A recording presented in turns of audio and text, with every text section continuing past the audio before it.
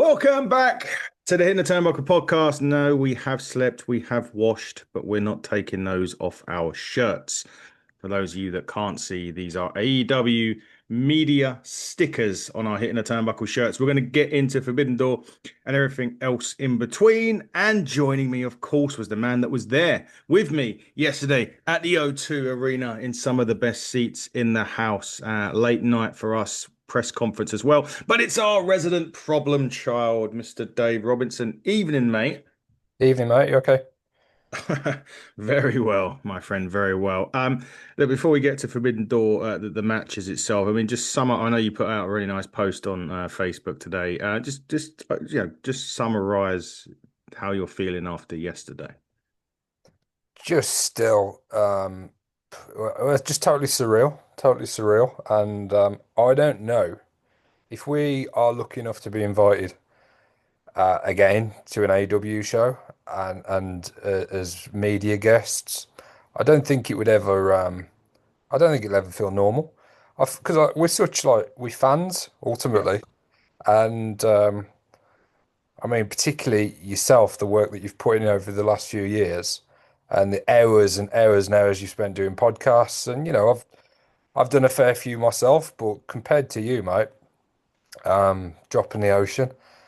But to kind of be recognised for it and to be like validated was a word that I used. Yeah, it was really, really nice. They took really good care of us. They seemed to really care about the media and appreciate that we were there, appreciate that we gave up our time. Yeah. And in return, we appreciate being invited and love being part of it. So, yeah, it's still settling in, still sinking in a little bit. But I'm hoping it's the start of, something that where every time AEW are in town, that we can be part of the show in some small part or part of those press conferences because it was a wicked experience. Yeah, it really was. I mean, I haven't quite got. I mean, I've got this long. When I say long, I've got my the notes on your phone that you can make. I wanted to put it out in a post, but I mean, it's just ridiculous. Yeah, I mean, AEW yesterday very very well looked after from us. I mean, I remember just walking down to the.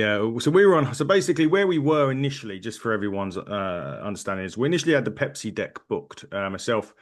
David, Rachel, and David, your dad, Kevin. And to be honest, those seats were great. It weren't like, those, if we was in there all night, we would have been more than happy. They had some food and some drink laid up for us as well. But we got an email, as many people would know, we put it out on social media to say we had been, selected to become having media credentials for the show. So when we got there, we went over to a media desk. We met Adam Hopkins, who's the head of AEW media, which was really nice. Welcomed us, and he gave us a ticket. And he sort of mentioned afterwards that he would meet us. At the end of the show, we'll basically just tell you where the press conference is, and we'll take you to it. And we walked down to this new seating that we had. And I don't know, other than being front row, I don't think there was a seat better, and that's not being biased or anything like that. It was just not a seat better. We could actually see the monitors. So we were literally above production. So like when we were looking down, they had about 12 monitors and had this big monitor to the right of me, and it had about 13 or 15 different cameras. And one of them, I think Dave, you mentioned was Gorilla. I think if I thought rightfully. Yeah, it looked like it, yeah. It was incredible to be a part of that. As I said, even if we were happy to sit where we were going to be sitting and be a part of the media, but we would have been happy with that. But to do that as well, yeah, vindication, Dave, is a great word. I struggle to put things together because there's so many thank yous I wanted to give out, and it's just like this big fucking. It feels like the 1001 moves of Jericho that I'm putting down in there to sort of trying to clear my head of everything, but. What I will say as well, and Tony Khan does get a bad rep from people for whatever reason. I don't know if these people have met him or anything like that.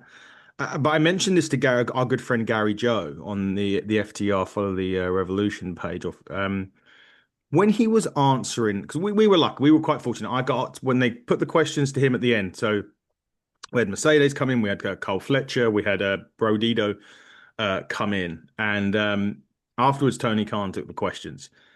I managed to ask him the first one. You managed to ask him the last question of the show, and I am actually going to get that for you, Dave. I'm going to get the press conference downloaded and snip the bits out to put out there. So I'll send it anyway. As a side note, send it to you. What I will say about him, when he was answering questions, he, although answers the room, is fixated on the person that asked the question. So he's being very personable to say you. He was very personal to me. He's very personable to everybody that asked the question to him. He does answer the room, but he is so looking at the in the direction of you or me. He was, which made it even. Sometimes people can answer a question and they could just be looking away, looking at something else. He was looking directly at us when he was answering the questions. He seemed to and then he seems to know about us. But when I said, "Oh, it's Adam from hitting a turnbuckle," we sort of like you could see it on the video, things like that, and little bits and pieces. So, for me, Dave, I mean, the whole experience was just incredible. I'm thankful for sharing it with you, your dad, and Rachel. But yeah, if this is the start of something, and we get to have that again, fantastic. And I believe if we don't, look, it is what it is. We've been there, and I don't think we would cause. I mean, I don't think they would not welcome us back. I don't think we've done anything wrong or anything like that. But yeah, if it never happens again, I'll die a happy man. Let's just say that. Yeah, I think we gave a good account of ourselves. And yeah, we're obviously super fans of the product and have watched it since it launched in Yeah. 2019. But still to be sat there and to be walking through the backstage area, and we didn't have backstage access, but we had to walk through the backstage area to get to Yeah. the press conference room. And Ishii was in his dressing room talking to, I don't know if it's friends, family, or just you know staff from New Japan. And then Hangman was walking down the corridor. Moxley was with the Death Riders having a little conflab after their match. And it was only a split second that I saw Mm. them. But I was like, what is going on? It felt like a dream that when something weird happens in your dream and you're Mm. like, what are they doing here? And that's how I felt. And also, just to touch on the other media that were there, there were guys there from Wrestle Talk, Luke and Ollie. There was Simon Miller. There was SoCal Val, and others that we've watched and listened to their content over the years. To be sat in an area with those guys and rubbing shoulders with like wrestling media celebrities, I Yeah. suppose. That was like another level to it. Like we were being like recognized on the same in the same way that they are. So yeah, still sinking in, still finding the words, but it definitely motivates me to keep going, to be more consistent with my appearances because you've been, putting 4, 5, 6, 10 podcasts out a week for so long. And yeah, I'll try and jump on as much as I can with the AEW stuff, but it's really motivated me now to kind of get involved as much as I can, really, and to help you out with it because you've created something spectacular, really. And it's not just our words. Every time we've had guests on, they've always been very complimentary Yeah. and very positive about their interactions and their experiences. So yeah, I think yeah, as far as I'm concerned, I know there's over 1,000 pieces of content out, but let's roll on the next 1,000 pieces of content, and hopefully when AEW are back later in the year, which was obviously announced last night, we may have an opportunity. Although there's not really a press conference after a Dynamite, No. um, that they may well invite media in again, and hopefully we can be part of that. Yeah, we'll see. We'll see for sure. Yeah, and you touched upon sort of being more, wanting to do more and stuff like that. If anything, for me, it's vindication for the work that we've all put in, every one of us, whether it's me, you, Andy, Parker, Fiona, Rachel, anyone that's been a part of this show that has done something, regardless of how little that they may think it is. It's been a massive part of what we've But done. yeah, And to all the guests as well, and yeah, the guys that have given up their time, and like people like Eric Bischoff, and even recently Brian Cage. Very often, you know, um, y- many of the talent, and I don't begrudge them this at all. I absolutely would do the same, but it's like a paid for. Many people will know that you pay the guests to be on the show, but many of the guests haven't, and they've just done it out of to because they love wrestling and they love the industry and they want to support podcasts like ours. So yeah, thank you to them. I've had a few messages. I've just picked up a message from Tom from BCCW. BCCW were on a while ago, and it's Yeah, actually the company where Dan Maloney, Driller mm, Maloney, spent a lot of time on the Indies, and then to see Driller on the pre-show last night yeah. fighting Samoa Joe and the Ops. Again, another like a culmination of things, really. So yeah, it'd be great to have some guys like Tom and other independent promotions back on, and yeah, let's just see where we can take it. Yeah, exactly that. And yes, for me, it's made me want to work twice as hard as what I've done before. So it's that vindication, that and legitimacy. Because people can take podcasts, either which way. They can be legitimate. You are some podcasts out there that will, and I think this is what we've done a little bit differently. There is other podcasts that do what we do. Don't get me wrong, but there's podcasts that will go out there and fish for stuff and maybe ask those sort of controversial-ish questions to a degree. That's not what we do. Fair play to them that they do it. They get their views and fair play to every one of them that does it. But I like to think we try and make our guests comfortable. They enjoy it. They probably roll their eyes every time they get a podcast request because there's hundreds of thousands of podcasts out there. But I do like to think when they come on here, we treat them with respect. Like you said, messages. I've had a few myself. From people that we've had on congratulating us and this goes for everyone, whether you're a listener, whether you've done work for us, whether you've been on. I need to, and the people will probably roll their eyes when I say this. Big thank you before we start, 'cause we've got to get on with Forbidden Door. Ignite Wrestling, and I know everyone will think biasness because of everything that we've done or what we're doing with them and everything like that. Without them, and I say that because we were working with a lot of promotions. We partnered with Progress for a period of time, and we've worked with a lot of promotions. And it's not because I do some other stuff for Ignite as well. Just genuinely, without their support and without what they did for us way back when we first started, when we were just shooting the shit on here, generally, with all their support, all their retweets, working with us, continuing to work with us, allowing us basically into their home without first time, without any, there was not even trepidation from them. They were just like, come and do what you want.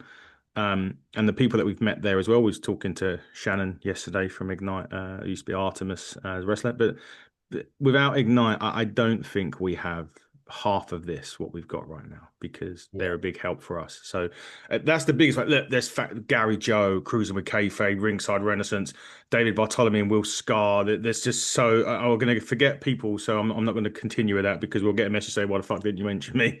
But yeah, a big thank you to everyone, guests, fucking collaborations, everyone that's worked for the channel, and hopefully next time, we'll be there again in the future. Yeah, But just anybody that's given up at any time to yes, help in any way, or gave us access to talent, or like Chris giving up his time to preview shows with yourself. yeah, And yeah, everybody that makes this possible, because without the guests and without that kind of access, it's just not as good a show. It would just still be us, just like you say, just rambling, like like we've kind of done for the last 20 minutes. yeah. But yeah, as you can probably tell, mate, and the viewers can tell, it's still not really sunk in. I Yeah, put a message out today on social media just to try and make a little bit of sense of it, and I put for posterity so that I can look back on it one day and go, wow, that was something that we did. And as I say, hopefully it's the start of something. But if it's not, very, very grateful to AEW, very, very grateful to Tony Khan, Adam Hopkins, everyone, the whole team there that made us feel so welcome. And yeah, let's get on to talking about the show. exactly. And just anyone that's retweeted us as well, because that makes a big difference when we're out there. So anyway, yeah, let's start with Be All Bloody Night. It's like fucking accepting an Oscar speech, isn't it? Look, show itself. I loved this show. I really did, and maybe being there. I don't know how it come across on television. We didn't see. We were there, so how it come across on TV differently. But look, we'll run through briefly the pre. I don't like to do the pre-show too much, and that's not a disrespect to anyone that was working it. It's just it's the main card that everyone will pretty much be watching. So. Paragon, El Desperado, and Yuya Uemura. Fucking hell. They defeated CRU, Axe Andretti, Leo Rush. Here he comes. You nailed this last night. Yeah, I had a free beers. Uh, uh, Hicherico, how do? oh, you butchered it. For fuck's sake. Hechicero. Hichiro, thank you.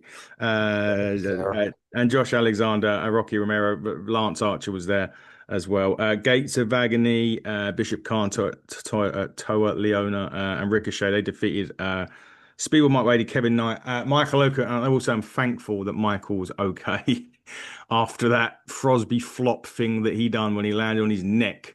Michael Oku doing his standard Michael Oku stuff within 1 minute of that match, nearly trying to kill himself. That But was an insane bump.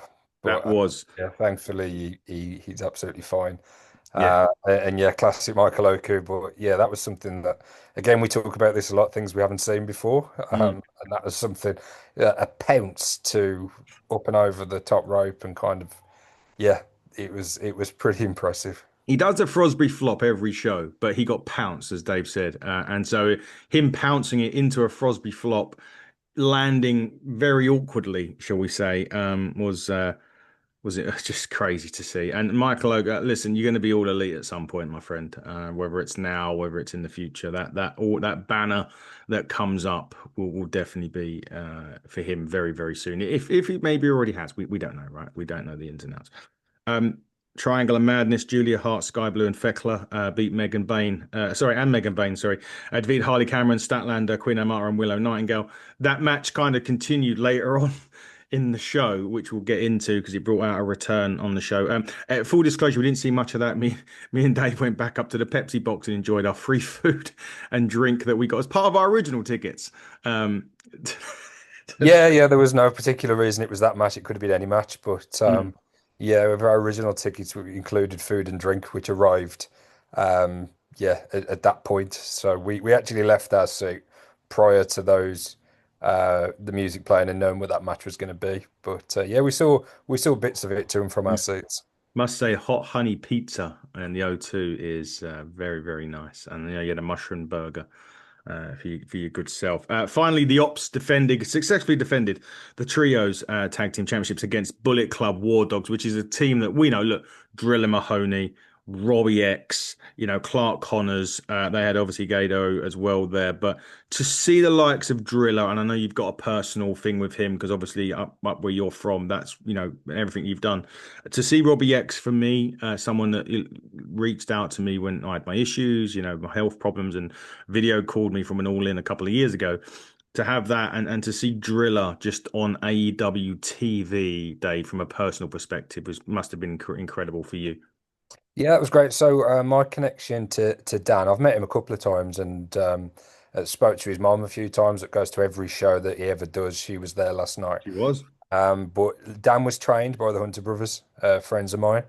So that's the kind of connection there. Met him a couple of years ago at a show in Tipton, which is where I'm from. I had a picture. I sent it over to his mom today to say like from Allen's social club to the O2. It's pretty incredible. And I said, you must be really proud. And she said she was just bursting with pride. And last year, actually, we met Gabe We Kidd did. and Andrea. Driller Yes. prior to the show, prior to All In. All in. And yeah, 12 months later. But also on top of that, like you mentioned Robbie X, and as you say, you a bit more of a a friendship there. We met him in Box Park prior to the show, and a few of the independent wrestlers that were there, and we had a bit of a drink before the show. So 12 months later, for Driller, Gabe Kidd, and Robbie X to be part of the show at the O2, that's just incredible. And for us to have a little bit more of involvement as well from like a media capacity, um, yeah, just a really really nice coming together of a number of things there. So yeah, so as you say, pre-show.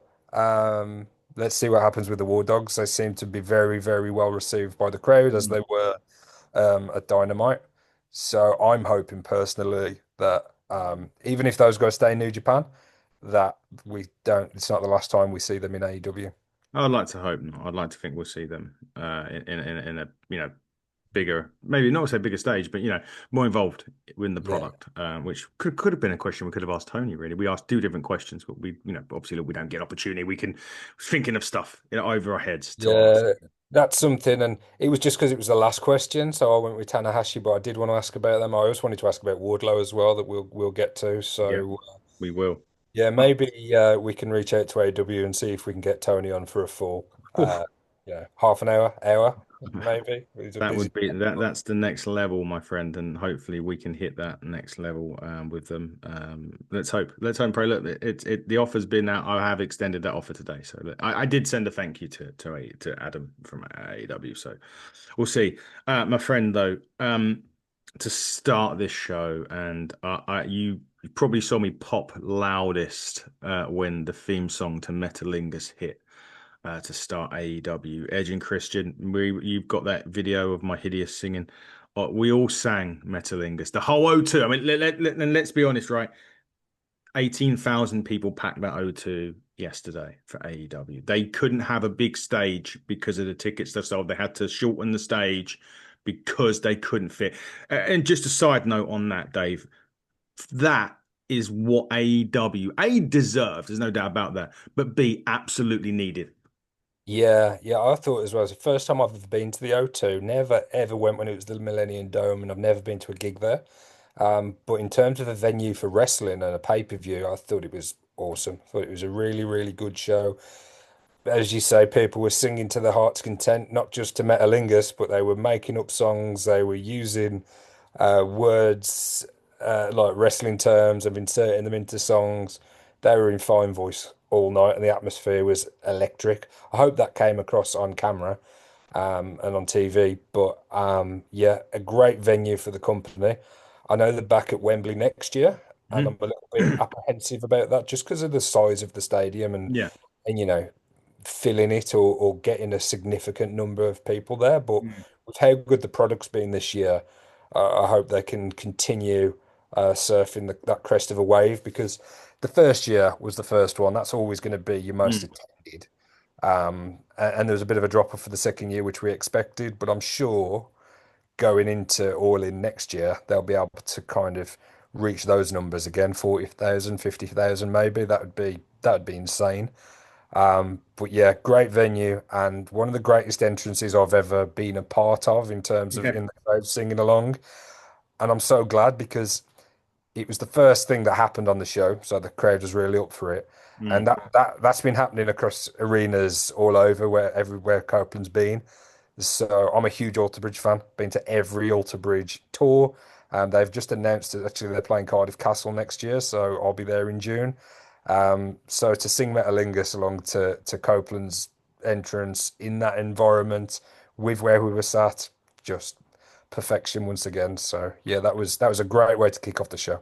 It was, and yes, the pyro still scared me shitless Yeah. with that because I wasn't. And to be fair, on the Copelands, I wasn't expecting it because he didn't do it where it normally does it. So Yeah. that's my excuse. I'm sticking to it. You could get media for Autobridge, right? Just somehow on that. But look, it was him and Christian Cage back together again, which I love this against Kill Switch and Kip Sabian. Edge and Christian, or Edge and Copeland, the Christian one. I did love the pop up spear that he Yes. gave, which I thought was great. You mentioned songs. Well, it was "Hey Christian, I want to know if you'll be my dad." Uh, Yeah. how he didn't laugh. Christian was pan faced all day. He was still playing the asshole, and I love that when it come on the screen, asshole. When he Yeah. come out. The countdown. I, Yeah. I just love this version of Mm. I nearly said it myself then, Edge and Christian, or Cope and Christian, um, because they're different. They're very different characters and personalities Yeah. and wrestlers compared to the ones that we saw during, late Attitude Era, early kind of ruthless aggression periods. Yeah. Before Edge went off as a singles guy, and Christian has had great, great success. Both in WWE, in TNA, in AEW. But Copeland was always the one on a higher level. I think it's fair to say he was the top guy, and Christian was at times a top guy, Yeah. never the guy. But Christian has become the guy, and now they're both bona fide main event legends, superstars of the industry. And Christian's known for his wrestling mind and his ideas and how he puts matches together. But they're finally present at this stage in their career, and it may well be their last run, but they really are equals in my mind. Yeah. So to see this dynamic, to see them not just ignoring and forgetting about the last 2 years and everything that's gone on, and actually leaning into it, I just think it's great. It's not like a nostalgia act. It's I don't know. It's like the best of them like appearing now as a tag team. Yes, they're later on in the careers, but the way they're performing still, both on the microphone and in the ring, I think this has been a great build. They got the victory here, and I'm sure they will go on and face FTR at some point. But there's other matches, like Brodito mentioned in the press Yeah. conference. Cope and Christian against Brodito for the tag titles. That's something that a lot of people would want to see. But I think next up for them will be that FTR match. Yeah, probably so. And perhaps Nick Wayne as well when he gets back from Yeah. injury. But they did pick up the win. Still not quite hugging though yet. Copeland with the hug. Christian was like, not Yeah, too. give the handshake, don't Yeah, which yeah, this is brilliant. I love the dynamic they've got.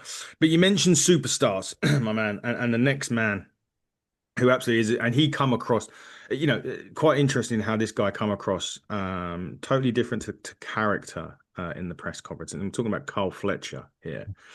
Lance Archer come out again this time wearing shades. Now he beat Himuro Takahashi. All right, I got that spot on. Right, must have got that right. Can't have got that wrong, surely. Takahashi's definitely right. I'm not sure about the Hiromu. Hiromu Takahashi. Yeah.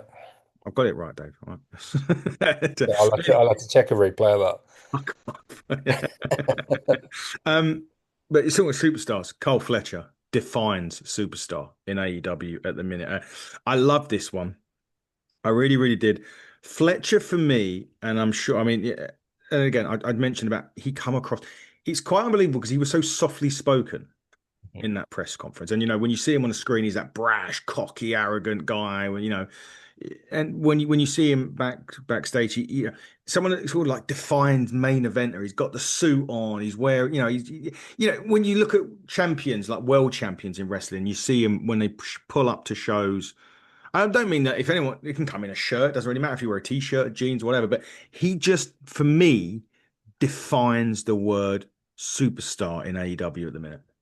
Yeah, yeah, and I was pleasant. I was like, not that I had any reason to. I know he's playing a character, but I Mm. was pleasantly surprised by the way he portrayed himself in the because he was just himself. He was Yeah, just, clearly a very nice, humble guy that loves what he's doing, appreciative of his opportunities, very, very grateful to the fans and the media, and to Tony Khan. So. Yeah, it was nice to see that side of him. Whereas Mercedes, we kind of got her in character, which again, there's not a right way or a wrong way. mm, But it was nice to see, as you say, you see that brash, cocky, arrogant side to Carl on Dynamite and Collision every week. But we saw an insight into the real Carl Fletcher, and the way he conducts himself, the way he carries himself, is befitting of a top star, and he is a top star for AEW, and he will be for the foreseeable future. He did mention, you know, potentially challenge for other titles, even titles within the Don Callis family. yeah, And you look back at some of the matches that he's had against Kenny and Will Ospreay and others over the past few years, and he's run as a a singles guy uh, in AEW. That just really makes me excited for the future for him. And now that I think we're going to be without a few of the top stars in AEW yeah, for the time being. I think Ospreay definitely. I think Swerve perhaps as yeah. well. He's going surgery. Yeah, I suppose. Yeah, so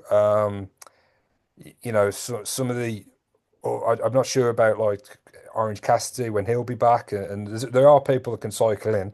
Obviously, we saw Wardlow, Hmm. um, but I think Carl Fletcher is going to be massively important to the company, and I can definitely see that TNT title main event in shows over the next few months, given his talent, given the matches that he's had, and given the way he's conducting himself and presenting himself as that top star. He come across quite shy in that press conference. I thought, like he didn't, Yeah, you say you saw the brash, arrogant side of him out there, but not that he would shy away from media, but it's just how he present. He come across unbelievably well, for Carl. he said words to the effect of as he was walking out, he said, "I appreciate you guys," or "Thanks so much for coming," or just as he was walking from the desk to the Mm, door. Which I just thought, that they don't need to do that. We're grateful that they're giving up extra time to talk to us. So, mm. yeah, very, very impressed by Carl Fletcher, both in the ring with his match against Takahashi and afterwards in what he had to say in the press conference. Yeah, exactly. And you mentioned the aforementioned Mercedes Monet. Grand entrance again, Sunshine Machine playing soldiers for her, amongst others, of course. We're just the ones that we saw. It was against Alex Windsor, Bozilla, and what was that? Like? Fucking Persephone.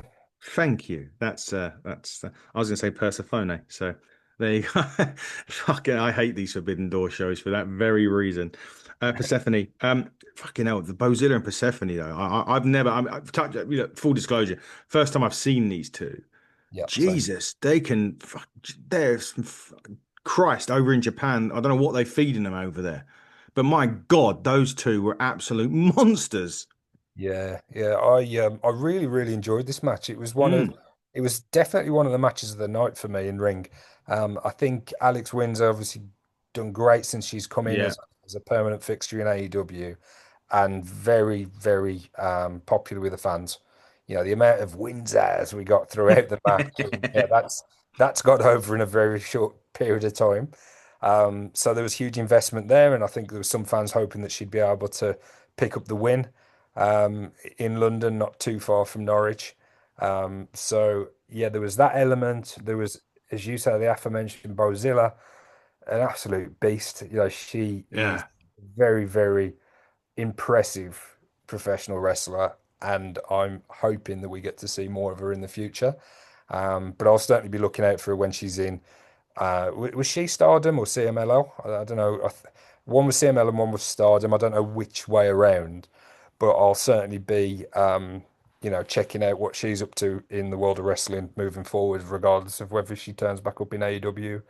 But it was just a really, really good match. I thought Mercedes was a star.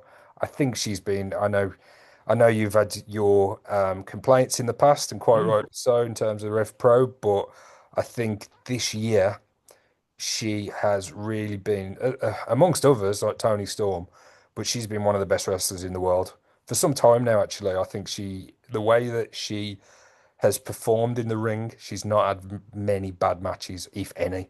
They've all been pretty high standard.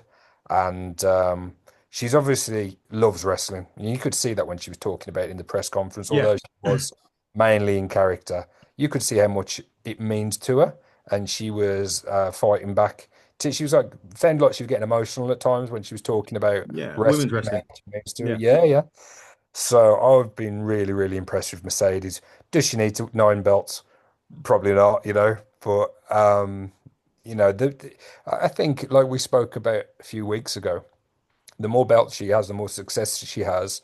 In theory, anybody that does beat her, they should get over that little bit more because it's of the run that she's had in the last year or two. mm, So I've got no complaint. I thought this was a great, great match. It went the way I expected with yeah. Mercedes retaining the title.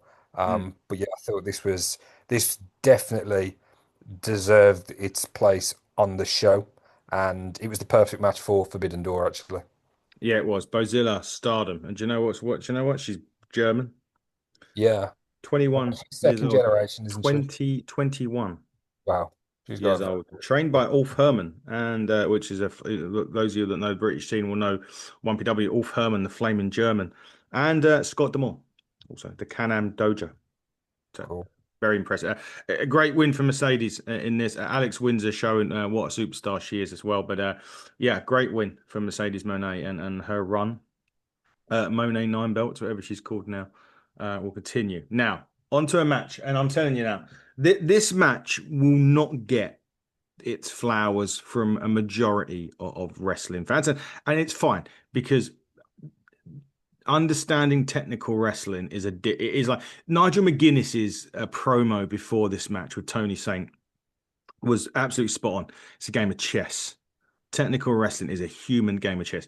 The match won't get its flowers for a lot of reasons. We live in a world nowadays where if you don't do a 630 through 75 tables, it's never going to be remembered. People ain't going to talk about it.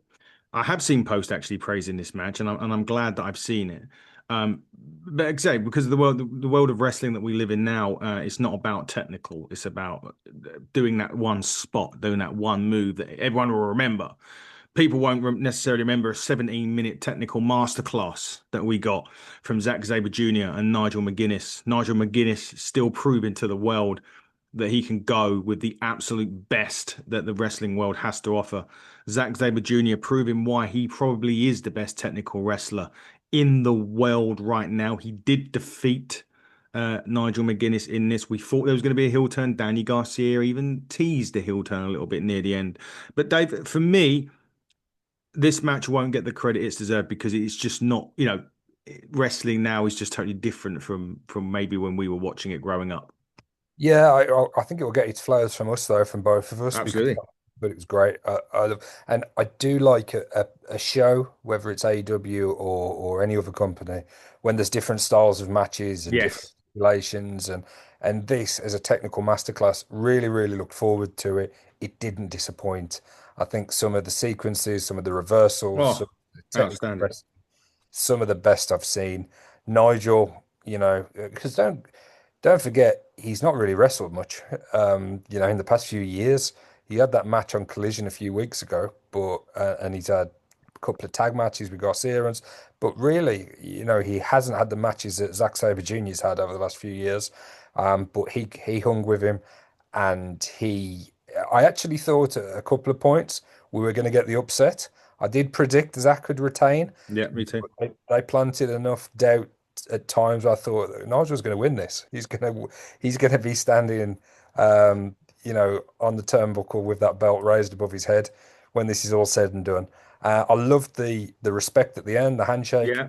Yeah. Again, another perfect match for Forbidden Door, and given the given where it was in London, again, just perfect booking. I just think Tony Khan did a great job putting this card together. So many different elements from the guys on the pre-show, and from New Japan, and how it was all scattered in. It was mainly AEW. It was AEW heavy, as you'd expect, Mm. 70% of the talent, but all of the talent um, in the matches and appeared on the card were the perfect selections, and I think actually it's probably been the best was probably the best Forbidden Door we've had, in terms of the way that it utilized those talents from other companies, but also still AEW was the prominent promotion because it's AEW, it's their company. You would like to think if this was done in Japan, that New Japan would be the lead Yeah. promotion, if you like, and booked strongly. So I think this really protected AEW, but I think this did wonders as well for all of the talent that worked on the show. Absolutely. Yeah, very well booked from top to bottom this one. We mentioned earlier on that that we had a triangle the eight-woman tag match happened, the Triangle of Madness, Megan Bayne, Penelope Ford, Hardy Cameron, Statlander, Anna Marta, and Nightingale. That continued throughout after this one. And it led to the hopeful, I'm hoping the return of Jamie Hayter. Hayter come out, squared up to Fekla during this, as they were going to beat up Anamata. I don't know if the visa, I'm assuming this wasn't just to, hey, remember me, my name's Jamie Hayter, I'm from the UK. I'm hoping this is visa issues resolved, health back to normal, and we're going to see Jamie Hayter back in AEW full time. Yeah, me too. And the AEW women's division is so strong, and Tony talked about that in the press conference Mm, afterwards. But having Jamie Hayter back now is a huge boost for the company as well as the women's division. She got a 2 years on the bounce now. She's got those big London pops because she returned last year, wasn't it? yeah. She beat up Soraya, or was that the year before? I was thinking it was last year. Last year, she definitely returned last year. Yeah. So yeah, really pleased to see her. and obviously forming a bit of an alliance with Queen Aminata going up against the Triangle of Madness. I loved as well, and I like to see more of this in wrestling, the continuation of things throughout the Mm, show. We used to get it a lot in the WWE, that stuff would happen on Sunday Night Heat and then it would bleed into the main yeah, show. I like that. I like that throughout, weekly television wrestling television. When something happens at the start of the show and there's a continuation of it. yeah. So yeah, I really like this. How we kind of, um, brought some of the action from the pre-show into the main card. So anybody that didn't watch the pre-show may then retrospectively go back and watch that match and see how this all started. So yeah, I liked that. It was something different that we don't see, um, very often, to be honest, anymore. And you mentioned that quite interestingly, that Tony Khan made a couple of points in the press conference. We'll get into one of them when we finish one of the matches, but he did grant Mercedes her wish to have a celebration. Yeah, It's again something like that. The press, the media will get hold of it. That will go out onto social media. Dynamite this week. Mercedes Moné has a celebration, so they're kind of touching on what you just said there, yeah, which is yeah. good. Good to what he's done. Freeway back to the AEW Tag Team Championship, possibly the most surprising result of the evening. We saw the aforementioned Bro Dido, who come into the press conference afterwards, win the AEW Tag Team Championships. The ending, yes, there was a little bit of a timing issue, shall we say, with the ending there. Looks like it was maybe the pin had meant to have been broken up and it didn't. The referee had to count to three.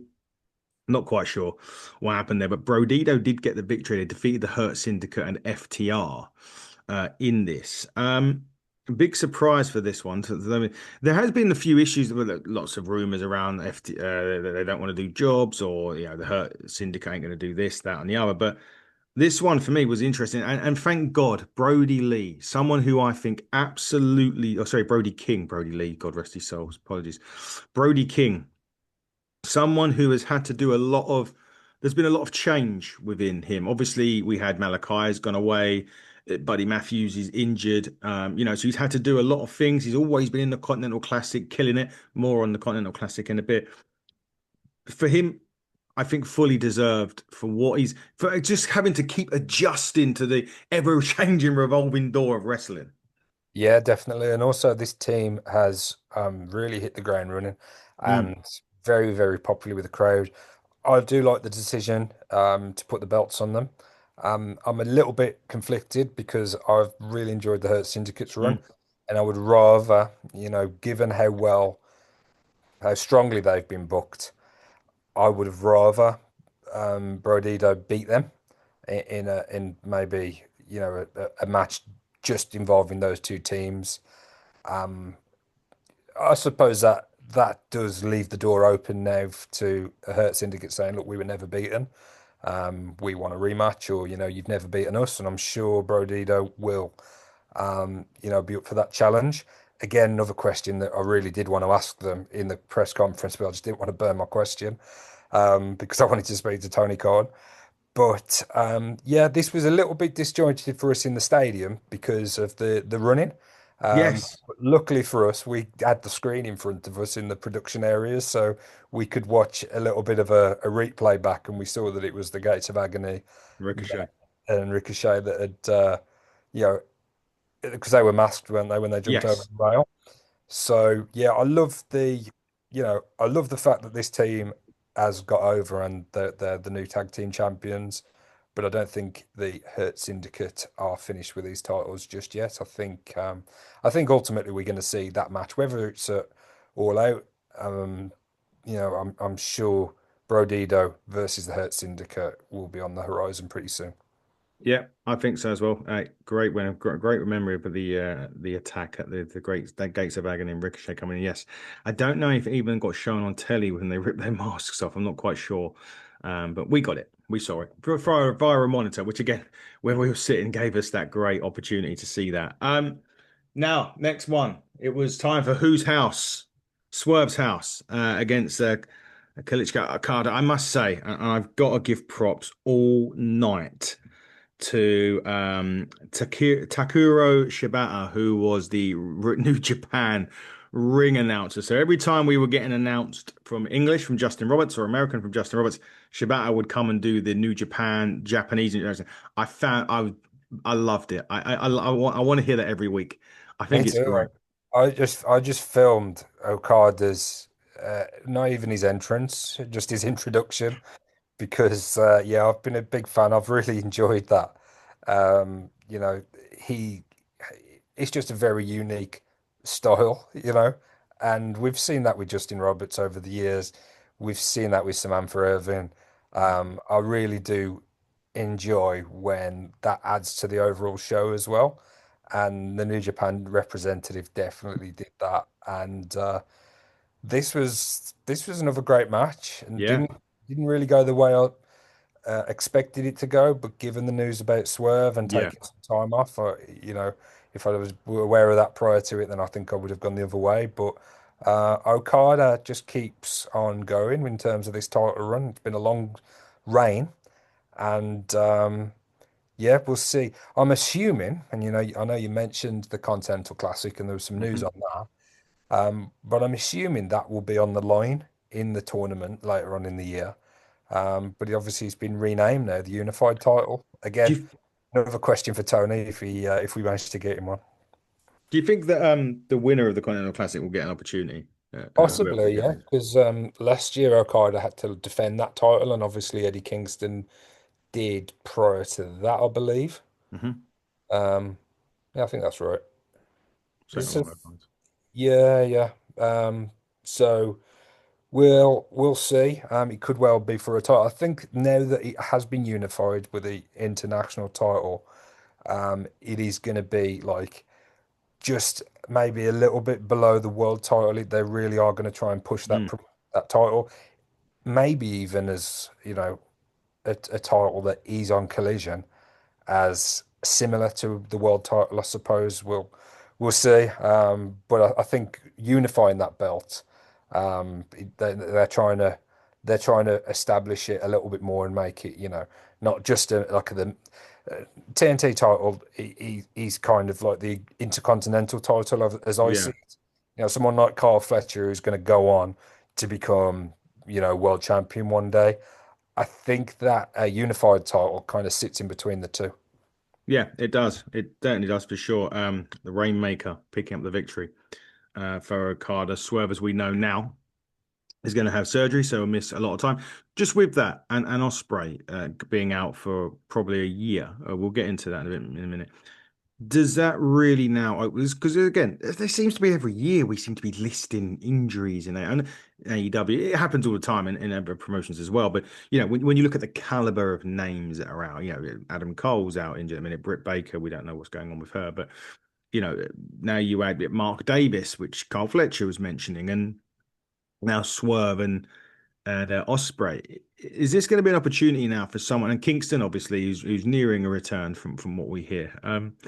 Is this now an opportunity though for someone in AEW? Because what AEW done really well is when they lost a lot of guys last year, people like Cole Fletcher stepped up, Danny Garcia stepped up, Cassidy, another one that's been out for a long time. Are Yeah. we going to see maybe another one of those extremely talented young AEW guys step up to the plate and perhaps cement their spot higher in the upper echelons of the card in AEW?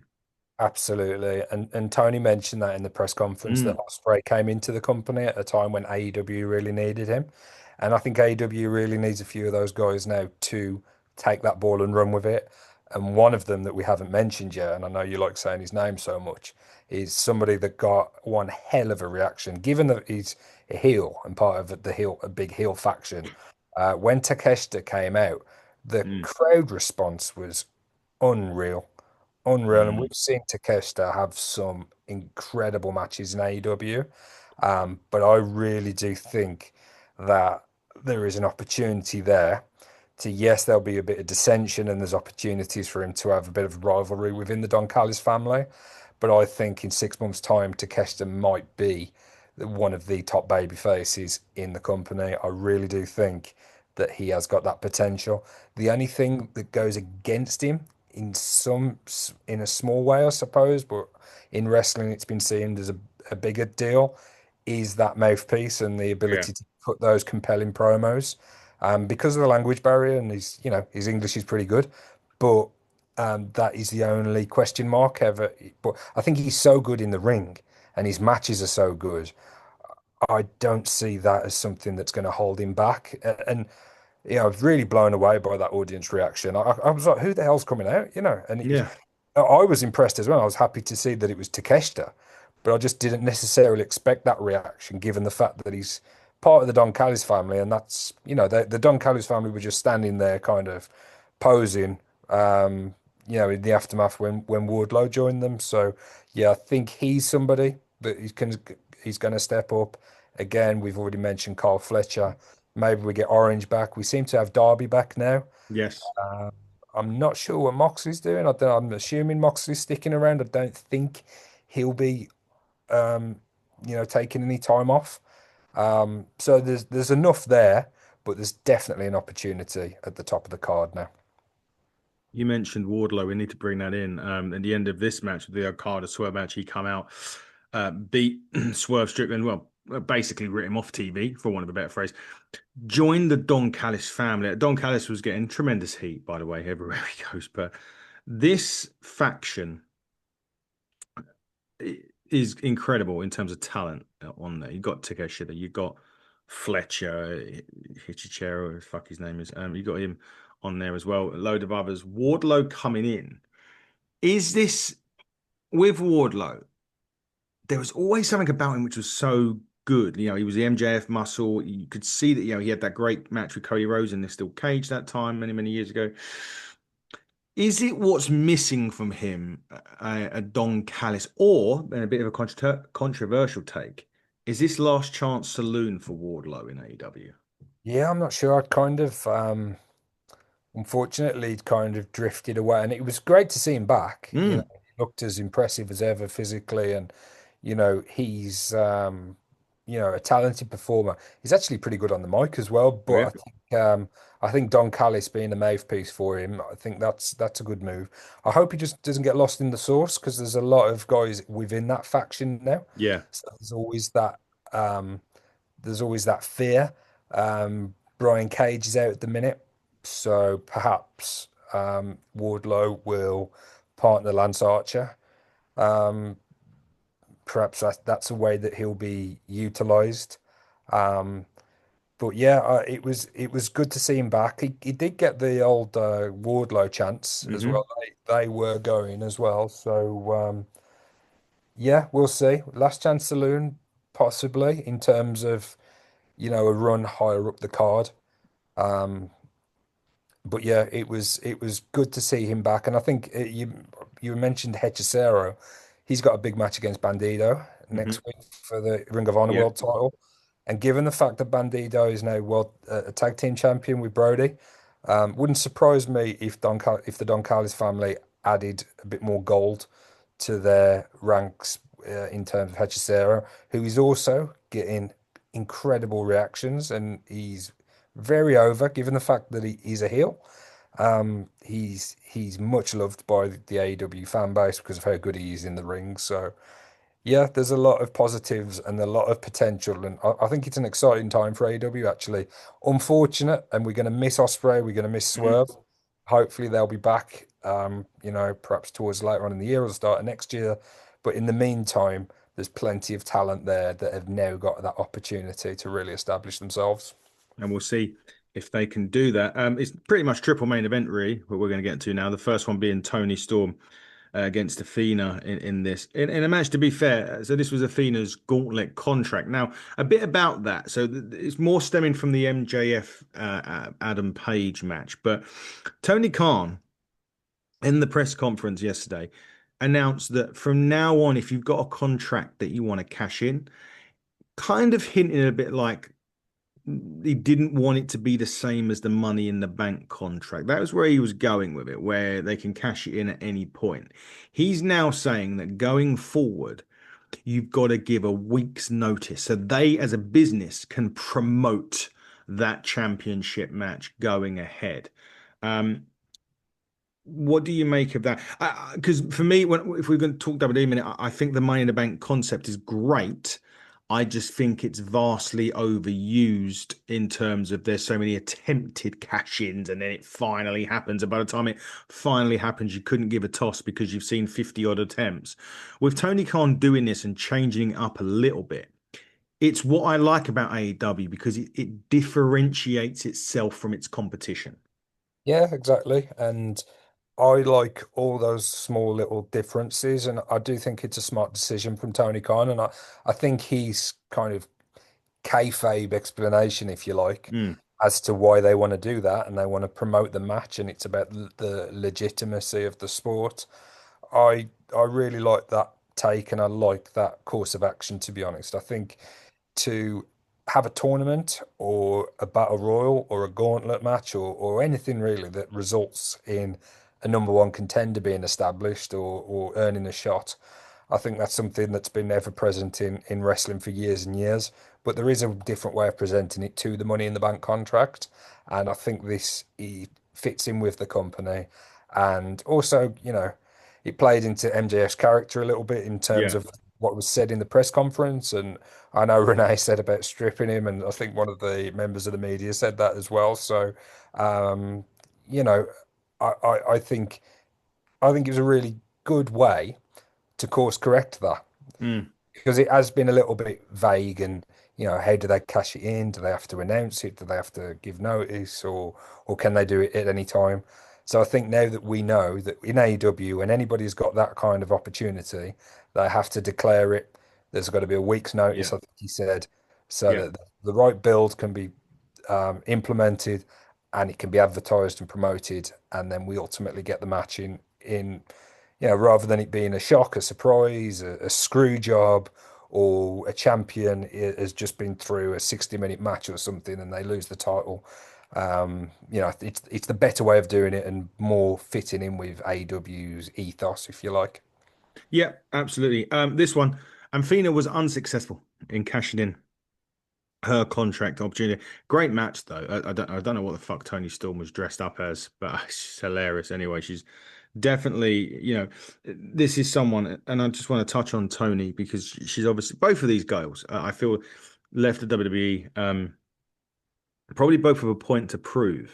Because Amphina was Amber Moon in WWE, and I always thought that she was someone that could do work wonders, really. You could put her in the ring with a mop and it would be amazing. Tony Storm's character, this timeless thing, and has been such a great addition to her.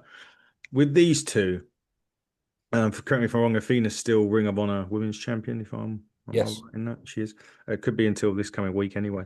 Um, well, I think we both went, I think I went for Athena on this one, even though Tony Storm tapped her out for the victory on this. Defeat won't hurt Athena for this one. I feel as if it's just a start for her in the main roster in AEW. definitely. And the biggest compliment I can pay to both Tony Storm and Athena really is although they were part of the WWE, they're a million miles away from the characters that they were there. They've reinvented themselves, Yeah. they've established themselves, similar to what Cody did, to be honest. Mm. Like Cody left the WWE and became the American Nightmare. And I hope that Tony Storm and Athena don't go back to WWE because I love them being part of AEW. And the match they put on last night and the feud that they've had has been great. And I'm looking forward to seeing more, particularly from Athena, because we've seen her at Ring of Honor, but we haven't seen her too much on like the main roster, if you like. But I feel like they have really established themselves now as stars within the industry and two of the top wrestlers in the world. So, that's testament to them. And it's testament to AEW really as well for creating new stars because Ember Moon and Tony Storm, as much promise as they showed, and at times, you know, in NXT, there was some good stuff from them. They're doing the best work of their careers, and they're the finished article, if you like, in terms of performers and Yeah. characters. And yeah, that's big praise mainly to them, but also to the company for giving them that opportunity as well. Much like, sorry, two other people that work in TNA and as AEW, AJ Francis from Hit Row and the artist woman as Dayla Brooke, Ash by Elegance, who won the TNA Knockouts Championship last night at Heat Wave while we were on our way home. So congratulations to Ash, that reinvent themselves and have, weekly being live, weekly TV every week, building that character. The audience gets to understand and know who you are, like loves you or hates you. That these two are just prime examples of that, and AJ Francis and Dana Brooke as well. Adam Page MJF was next. Now, this was a bit different. MJF didn't have to cash in the contract on this one due to trying to set Mark Briscoe on fire last week on Dynamite. What he did say, however, was that the championship could change hands by disqualification and count out. Now he played a great part of this because he's playing the chicken shit hill for a lot of this, just to wind Hangman up for him to Hangman to sort of, snap in a lot of respects. There was a couple of times where referee was a bit lenient when he was in the corner punching MJF and he was letting a couple of bits go. Both men ended up getting busted open in this, which was good. I think it added some great effects to the match. There was, however, I don't know if this was part of the match or if this was meant to happen or whether he did. There was a part where I think MJF clocked Adam Page. We had a ref bump in this. We had a couple of ref bumps in this, but we had a big ref bump in this. And I think he may have hit with a dynamite ring and or the contract or one of the two. I can't quite remember at this point. The referee's up. He counts to one, and as he's got one, Hangman's got his foot on the rope already. His hand hits a second time, and I don't quite know what happens. He kind of counted the three. I don't know if the hand hit the floor, and he passed back out. And we're all in a bit of state of confusion at this point as to what the fuck's actually gone on. Is MJF, because we're all like, shit, MJF has won the championship. Is this right? What's going on? Music didn't play, which what you kind of pointed out to when we're sitting, the music wasn't playing. Mark Briscoe music's come out. He's going out, Sunshine Machine, then playing security guards. Uh, Managed to get him to the back. Then there was another ref bump in there.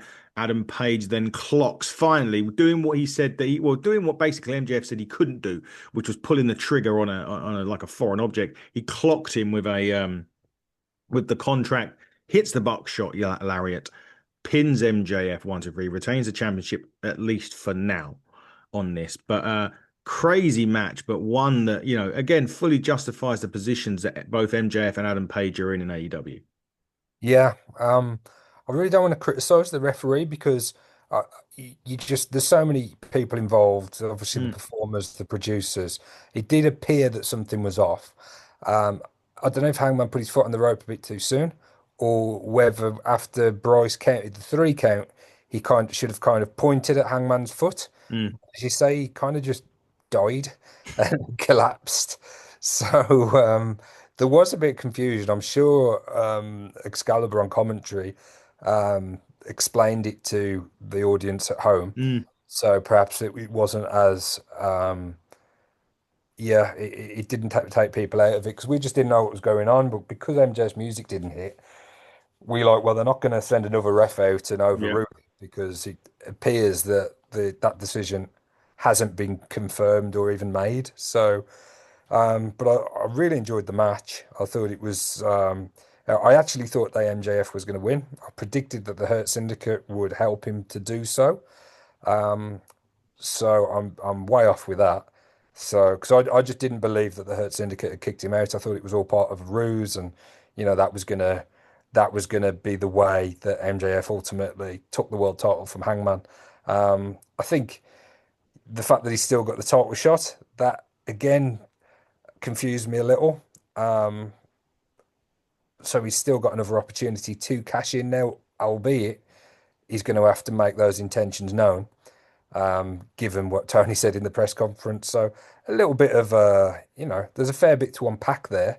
But in terms of the match, in terms of two homegrown AEW stars, the main character and the main protagonist, I think they went out and had a top caliber match, and yeah, it'll be interesting to see the fallout to that and what he said on Dynamite as to the way the match ended. Yeah, definitely. So we mentioned the crowd, and just you mentioned a couple of things on there. I forgot to mention that the Swerve's house was another chant from the Yeah, crowd, which was quite funny. And forgive me, madness. Yeah. what was the chant again? Our house, Swerve's house in the Oh, middle. out in the middle of the street, right? Swerve's Yeah. house. I mean, I'm just reading on social media, and I know we shouldn't talk WWE, but they are film as we speak. Raw is live from Dave's neck of the woods in Birmingham, and JD McDonough was in action on Raw, and I just want to read a couple of the fan chants just because. So they start off with "Your head's massive," which is obviously you're just a shit Finn Balor. He's got the whole world in his head. Right. Yeah, I think many of a lot of fans that perhaps were at the O2 last night might have made their way to Birmingham. I was tempted myself. I think the ticket prices came down to under £100 Yeah. raw. But yeah, some of those chants and some of the way that it's been a something that British fans have done for a long time now, like incorporate football chants or football Yeah. songs, turn them into wrestling. But a couple that we're getting now, like both at the O2 last night and tonight, what they're getting at the Pulse Arena in Birmingham, they're really kind of taking them to the next level.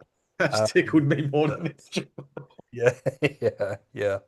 But I think now as well, given how fans operate, they'll be constantly trying to one up each other, and they'll constantly be trying to get chants going. That's really amused you, isn't it, mate? He's gone. His head's gone. Cut the fucking feet. Oh man, that's just it's tickled me. And then the other one was massive, massive head. But no, mate, that last one, oh, it was tremendous. Yeah, the fans are tremendous on that show, and obviously it seemed tremendous tonight as well. It's in good spirits, isn't it? And the fans love to be part of the show, and it's never kind of malicious, but always that element of humor and comedy, and it's definitely it's definitely worked on you, mate. Oh, Birmingham, I love you. Anyway, let's move on quickly because if I keep thinking about it, I'm going to laugh again. And I don't want to do that. Right, main event. Let's get serious. Lights out, steel cage. Fuck me, did this deliver? I must say, Will Ospreay. So obviously, I was surprised they all come out singly in this because it was getting late on in the night. But Yeah, they all come out to their own theme song, and when Osprey come out, there was a lovely video package which was narrated by Alex Windsor, Will Ospreay's real life fiance. Do you know what though, right? And I've got thinking about this, and obviously I know he's not going to retire because we know this serious neck injury he's got. What I have learned since is that he got this injury when he was actually in his 20s on a 630. That's when the neck issue started, yeah. about 10 or so years ago. And 32 to have this injury just shows you what he's done in his career to put it. Anyway, it was a lovely thing. She ended it with "I love you, Will." Elevate comes out. Will was visibly in my, I don't know whether, I suppose it was the occasion and because he knows what's coming up very, very soon. Probably he was very emotional on the way out. Death Riders come out. Matt and Nick Jackson come out to Bop, a throwback to our younger years from Hanson. They still can't get a theme. Well, it was their original theme when they first started. So when they said on the pre-show to the production, "Stop messing around, play our original theme," they did exactly that. They played the original theme that the Young Bucks came out to when they first started in wrestling, and Mbop was their first ever theme music. And that right there is what AEW do brilliantly because Yeah. you would expect them to do it. And you would expect them to play maybe Super Kick Party or whatever, and they play on Bop, which I thought was tremendous. Kenny Omega dancing in the ring, which is, I don't want to touch on this too much, but I did say to you yesterday, and I don't like to bring up, listen, we're not body shaming or fat shaming anybody on this. We don't do that. It was just an observation. Kenny looked at, I don't know, a little bit, I don't know how to say it, in a respectful way. I don't know. How can you know what I mean though, right? Because I said it to you. Yeah, I think he's probably still injured and he can't. Mm, He's not. He's unable to perhaps train as hard or how he has done in the past. We haven't seen him much in the ring. I think that's the first match he's had since the loss to Okada. mm. He just hasn't been about, and yeah, I'm a little bit worried about him to be honest, in terms of his future in AEW. Um, I hope because he's had a number of health issues, Mm. and not least to mention diverticulitis.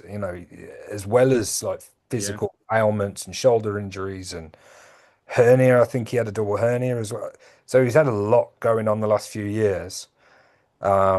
So I want to see Kenny back, and we got some great stuff from Kenny in this match. Yeah, The trash can moonsault yeah, and one winged angel combined with the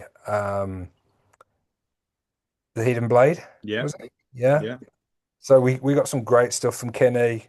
Um, but I can't help but to feel he's not quite at 100% at the minute. So yeah, I hope I'm wrong, and I'm hope that the best of Kenny Omega, or at least some top matches from Kenny Omega, Mm. are still in his future. Um, but yeah, I agree with you. He didn't quite look his usual He look self. himself, did he? No. That's for sure. Hopefully, he's fine. Listen, it may just be that, as you say, due to injuries, he can't train as much again. And we're not saying he looked fat by any stretch of the imagination. We're not implying that. It was just conditioning wise. When we looked at him, he just looked different.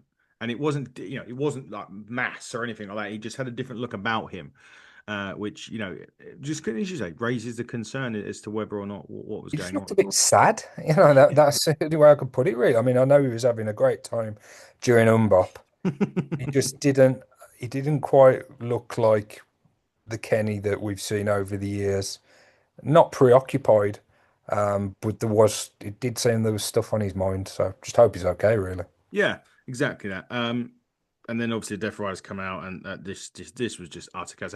The Young Bucks wanted glass, they wanted everything else. They got Lego and wine gums because Will Ospreay ate a wine gum during this match. I did what I kind of felt was going to happen in this match. Did there was obviously utter chaos, but there was a point in this match where Will got dropped on his neck, and he spent a lot of time on the ring apron, just laying prone. And obviously, I was thinking, maybe hoping a little bit because I know how serious the injury is that he was going to get taken out of the match. That was my hope, and not because I didn't want to see him. I just know we know what he's going. Well, we don't necessarily physically know what he's going through, but what's just about to happen with his surgeries. And I was kind of hoping that Kingston would return. Yeah, another name that we haven't mentioned, and obviously that didn't materialize last night, but No. something that we hope he's not too far away from a return to AEW because they could really do with some Eddie Kingston right now as well, coming in not just in the ring but the promos as well. So I know that it was widely reported that he wouldn't be back for Forbidden Door. Mm. Although, as you say, your little theory about him replacing Osprey, I did, I was a little bit hopeful as well that that might materialize. But hopefully, over the next couple of months, we'll see Eddie back in AEW as well. Yeah, John Moxley cutting Darby Allin's ear with a fork, literally, and literally cutting his ear with a fork. We're not, we're being totally transparent that he was literally pulling his ear apart with a fork Yeah, during this fucked him crazy. up. Forked him up, Dave. He did. He got thrown into a barbed wire table, as he does. It was stacked up in the corner. They midway through the match, of course, they stuck four tables up on the outside of the ring. Did Marina Shafir and Co. and Wheeler Yuta was out there as well. That unfortunately went to Darby Allin, and no surprises there, and Gabe Kidd, who Darby Allin proceeded to throw off the cage with him during this. The Hidden Blade, as you said, the Hidden Blade One Winged Angel combo. And then they made Tanahashi struggle to get up. Let's be real about it. He was difficult to get up, but it was a nice touch. Him getting the pinfall with the frog splash in his last match in the last wrestling match in the UK. Now, all over, you think we're waiting to be. What we're doing at this point is match is finished. Will's, saying his goodbyes. Everyone saying he's going to miss us. We get told by the media, right, in a second, people are going to disperse and we'll get you over to the press conference. That's what we thought. That's what we were told. As Will's exit in the cage, the Death Riders who are still in the cage have then decided to beat seven bells of shit out of Will Ospreay, drop him on his neck multiple times with the what's he called? Moxley's finisher. Paradigm shift. Thank you.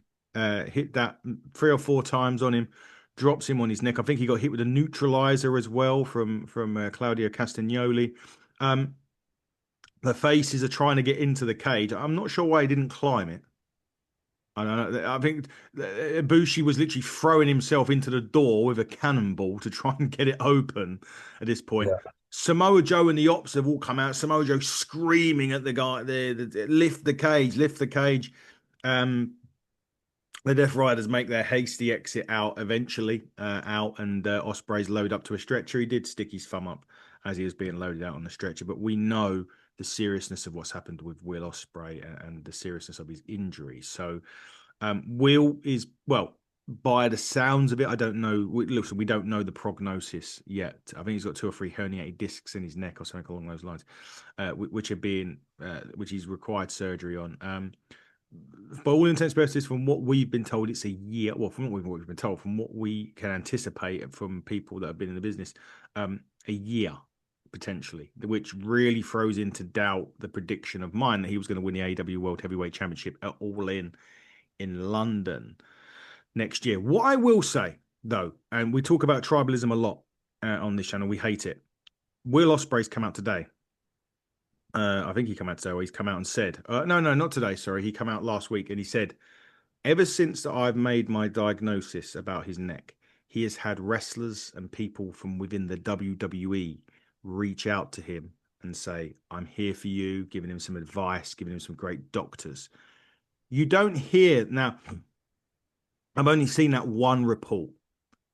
You don't hear this kind of stuff enough from wrestling outlets where tribalism within the businesses are not played out, because you do see the odd shot being taken on each show, but that shows you right there that no matter what, the wrestling family is united when it comes to that sort of stuff.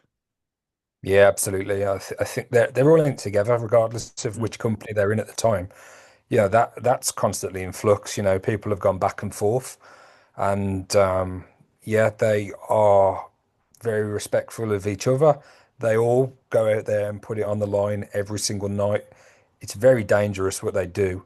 They're highly skilled, highly trained athletes, but the risks they take are very, very real.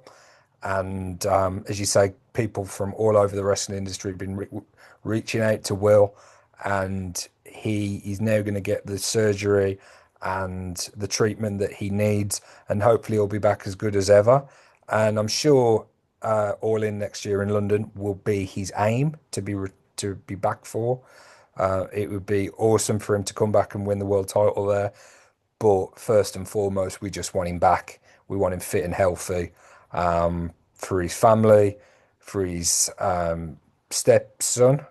mhm. That's the most important thing, that he's happy, that he's healthy and happy. But yeah, as fans of his and as wrestling fans, and for him as well, hopefully we'll see much more of Will Ospreay in the next few years once he's got the right treatment and the right surgery and he's made a full recovery. We know other wrestlers have had Mhm. similar kinds of injuries and come back from them. Yeah. So yeah, he's in good hands, and I'm sure he'll have the best doctors and medical care that money can buy. Yeah. Hopefully so. And all the best to Will, all the best to Swerve Strickland in your recoveries, and everyone that's out injured at the moment. We hope you're healing up very, very well, and we hope to see you back in wrestling soon. That was an incredible Forbidden Door event that we had, which was an amazing, amazing time for us, for sure. One that we'll never forget, ever, for that matter. But coming up on the show this week we're recording again with our great friends at Exodus Pro Wrestling. Lord Cruz coming on, Tiffany Nieves, who's NWA Women's Television Champion, Women's Tag Team Champion, and was former Exodus Pro Women's Champion as well up until a couple of weeks ago when she lost to Marty Bell. I'm also interviewing guys that are making a wrestling board game over here in the UK, more importantly from Wales. They're Slam Stars. They're coming on this week as well. And then just quickly the following week, J Rock, who's going to be going for the Exodus Pros NWA's Midwest Championship at Hexodus in October. He'll be on. Gannon Jones Jr. will also be on. Someone else that's a part of a tag team. The second half of the tag team champions in Exodus Pro will be coming on, as will one of my favorite tag teams in Exodus Pro. The man that's called Love Doug will be on, and I'm really looking forward to interviewing him. And also, I can't go without mentioning Buckle Up 3. We're now going to have the Progress Atlas champion, Gene Money, who's won that today. So congratulations to Gene. He'll be there. His match will be announced, I'm sure, whenever the team at Ignite will want to announce it. But that's 21st of September. Tickets are limited, but I think they've opened up more actually due to demand. They've opened up more tickets, so you can get that at 96 Eventbrite. There's going to be an Ignite Wrestling takeover the week of Buckle Up. So we're talking the week of September the 15th. There is going to be an Ignite takeover on the channel. Everyone from CJ Carter, Taylor James, the new Ignite champion, will be gracing us with his presence. Chris, Mr. Happy Aries, will be making his third appearance on the show. Maybe he'll crack a smile, and again, maybe he won't. Probably not. He's going on. He's before his big 2 out of 3 falls against Smashing Mike. He'll be on the show, as well as a few others that will get on the show near the time. Dave, it's been great. I'm going to let you relax for a couple of days now, and you'll be back at work anyways. You won't be relaxing, but I'm going to. We've had our wrestling. It was great to see you properly yesterday for all the time that we spent together. Thank you for everything that you do for the show, and as it's AEW, my friend. The only person that can serenade us is you. Time to bid you all adieu. Goodbye and good night. Bang. Stay elite, everybody.